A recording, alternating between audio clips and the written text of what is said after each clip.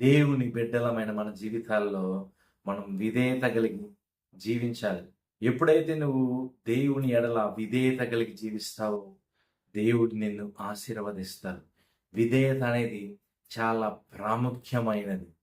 బైబిల్‌లో నుంచి మనం ఎవరిని తీసుకున్నా గూడా, వాళ్ళు ఆశీర్వదించబడటానికి మొదటి మెట్టు వారు దేవునికి విధేయత కలిగి జీవించారు.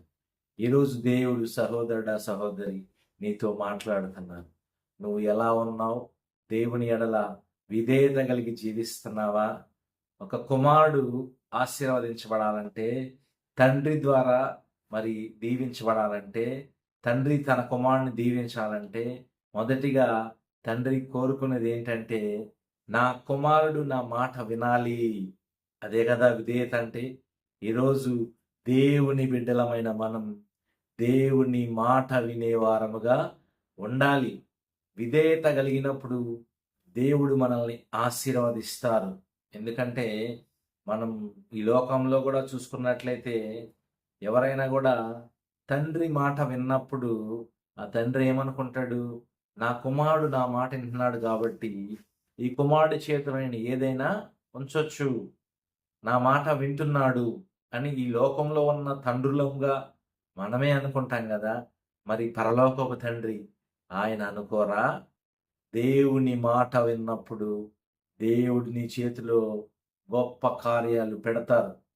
నీ చేతిలో గొప్ప వాటిని దేవుడు ఉంచుతారు. నీ ద్వారా గొప్ప కార్యాలు దేవుడు జరిగిస్తారు. ఎప్పుడు?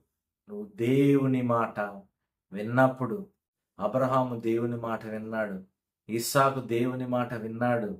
యోసేపు దేవుని మాట విన్నాడు. మోషే దేవుని మాట విన్నాడు. మరి నువ్వు వింటున్నావా? వినాలి.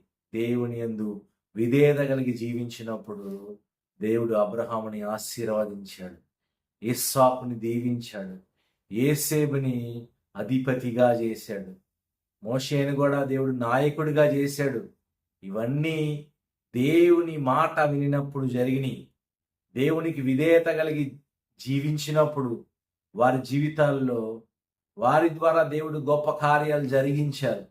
ఈరోజు సహోదరుడా, సహోదరి, దేవుడు నీతో మాట్లాడుతున్నాను. నువ్వు దేవుని మాట విన్నట్లయితే నీ స్థితి ఏదైనా కూడా, నువ్వే పరిస్థితిలో ఉన్నా కూడా దేవుడు నీ జీవితంలో గొప్ప కార్యాలు చేస్తారు. ఉన్నతమైన స్థితిలోనికి దేవుడు నిన్ను తీసుకొని వెళ్తారు అనటంలో ఏ మాత్రం సందేహం లేదు. విధేయత చాలా ప్రాముఖ్యమైనది. విధేయత కలిగి జీవించు.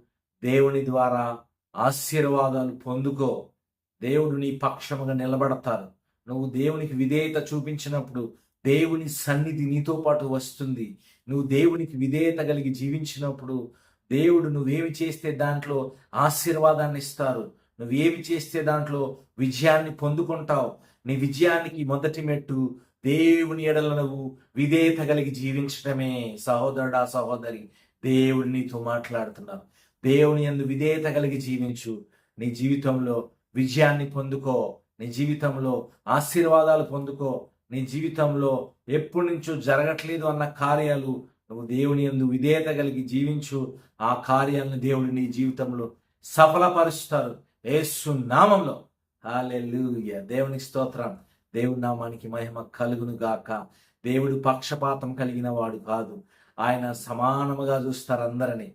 ఎవరైతే విధేయత కలిగి జీవిస్తారో వారి జీవితాల్లో ఆయన మెండైన దీవెనలు కుమ్మరిస్తారు. కాబట్టి మనం దేవుని విధేయత కలిగి జీవించి ఆయన ద్వారా ఆశీర్వాదాలు పొందుదాం. దేవునికి స్తోత్రం. దేవుని నామానికి మహిమ కలుగును గాక. దేవుడు మనందరిని దీవించి ఆశీర్వదించును గాక. ఆమేన్.